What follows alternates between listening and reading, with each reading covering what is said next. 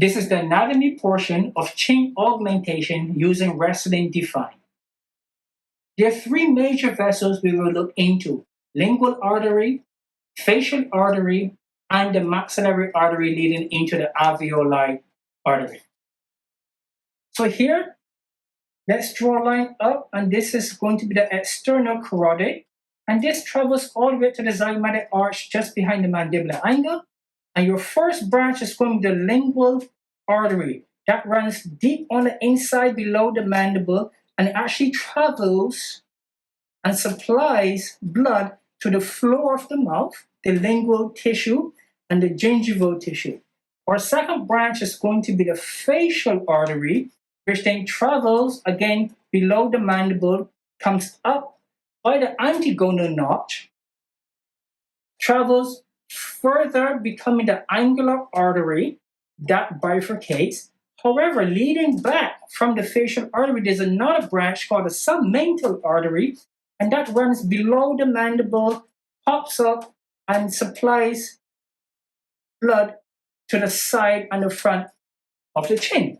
Our third vessel is going to be the maxillary artery, just below the zygomatic arch, but then it takes a downward turn, become the inferior alveoli artery.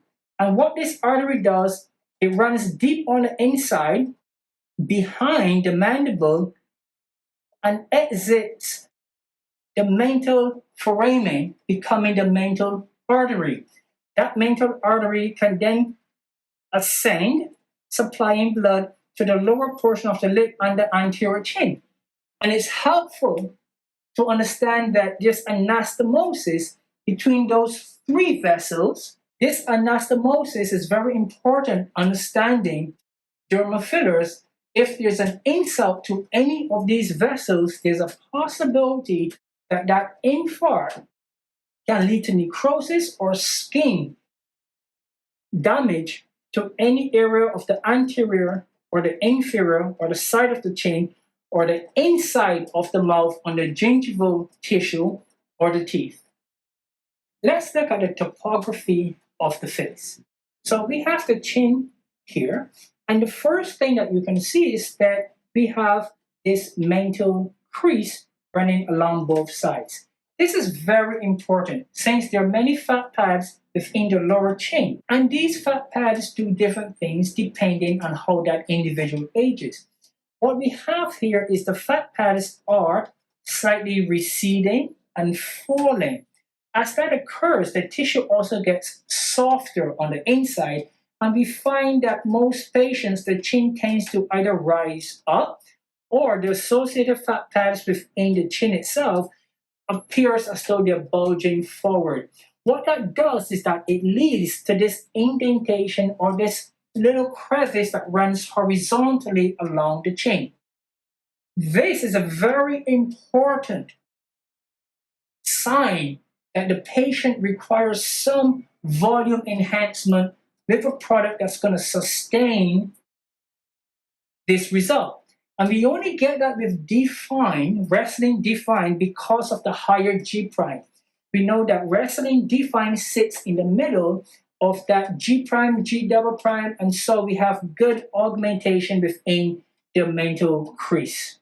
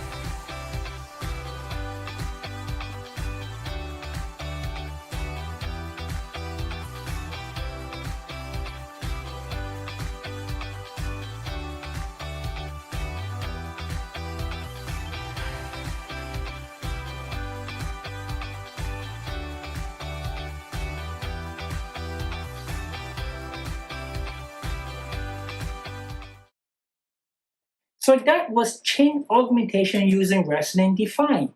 We used a total of 3 syringes, and each syringe did something different.